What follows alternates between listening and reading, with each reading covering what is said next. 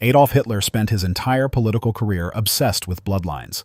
He ordered millions murdered based on ancestry. He preached the supremacy of the so-called Aryan race. Yet, the one bloodline that mattered most to his ideology, his own, was shrouded in mystery. In 2010, Belgian researchers obtained DNA samples from Hitler's living relatives and uncovered something Hitler himself might have tried to hide. Genetic markers suggested links to Jewish and North African ancestry. The discovery reignited one of history's most uncomfortable questions.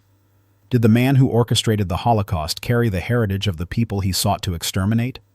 The answer lies tangled in 19th-century Austrian villages, gaps in birth records, and the science of ancient human DNA. Hitler's paternal grandfather remains unknown. His father, Alois Hitler, was born to Maria. She worked as a peasant in rural Austria, a world where illegitimate births carried heavy social stigma. The mystery of Alois' father would haunt the family for generations. 5 years later, Maria Anna married Johann Georg Hitler, a journeyman miller who drifted from town to town seeking work. But he never legally adopted Alois. The boy grew up under his mother's. Only in 1876, decades after Maria Anna's death, did Alois petition to change his name. By then, he was nearly 40 years old and working as a customs official.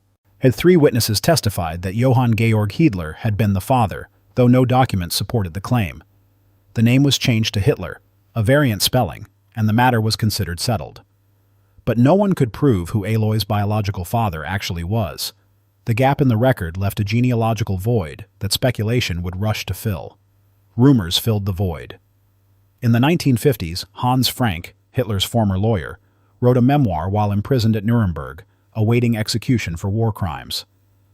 Frank claimed that in the 1930s, he had been tasked with investigating Hitler's ancestry after a blackmail attempt.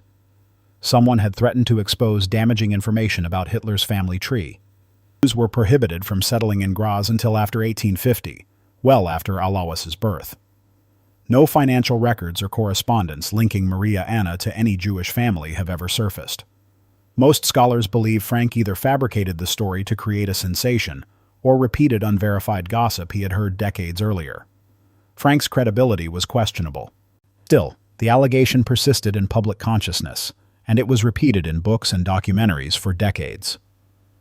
Modern DNA technology offered a new tool. In 2010, journalist Jean-Paul Molders and historian Mark Verheeren launched an investigation. They tracked down living relatives of Hitler's family through both his father's and mother's lines. Because Hitler had no direct descendants and no authenticated biological samples from him exist, the researchers focused on collateral relatives, including descendants of relatives and cousins on his father's side. They collected DNA samples, some from willing participants who understood the historical significance, and others taken discreetly from saliva on discarded items such as napkins and cigarette butts. The samples were sent to a commercial DNA testing service for analysis. The goal was to determine Hitler's Y chromosome haplogroup. The genetic signature passed through the male line.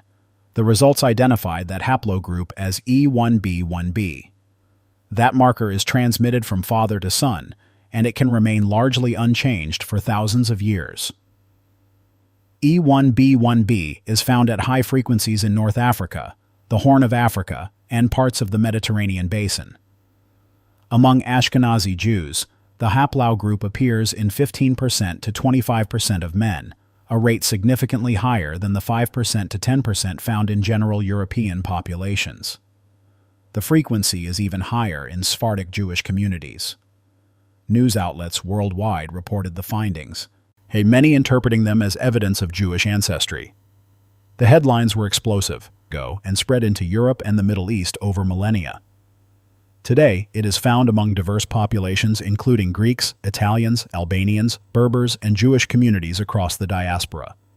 Having this haplogroup means sharing a distant male ancestor with others who carry it, but it does not determine ethnicity, religion, or recent ancestry. The connection could stretch back 5,000 alone is to misunderstand what the marker represents. It is a trace of ancient movement, not a recent family tie.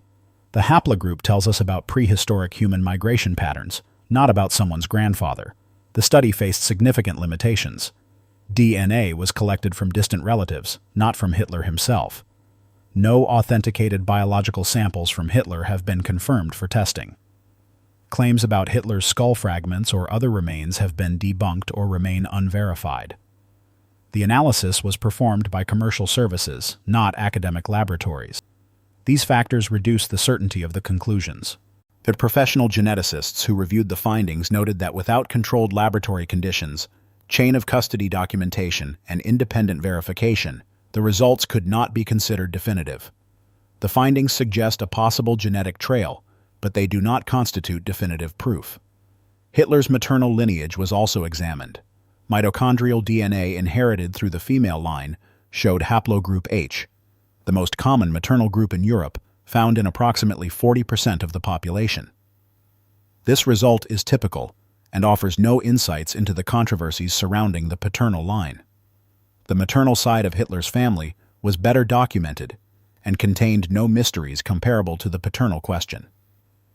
The real power of the DNA findings lies in their challenge to Nazi ideology. Hitler constructed an entire political system around racial purity.